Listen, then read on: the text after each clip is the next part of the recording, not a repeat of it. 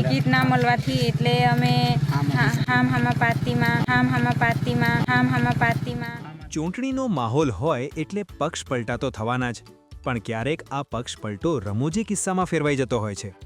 આવું જ કંઈક બન્યું છે છોટાઉદેપુરના નસવાડીમાં.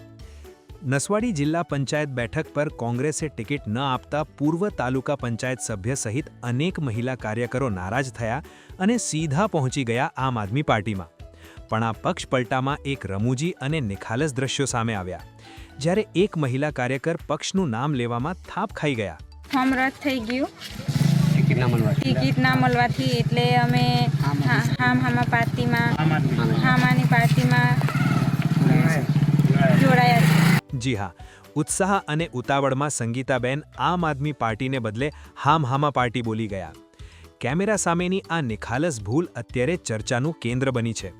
ભલે નામ લેવામાં જીભ લપસી હોય, પણ આ નારાજ કાર્યકરો હવે નસવાડીમાં કોંગ્રેસનું ગણિત બગાડવા તૈયાર છે.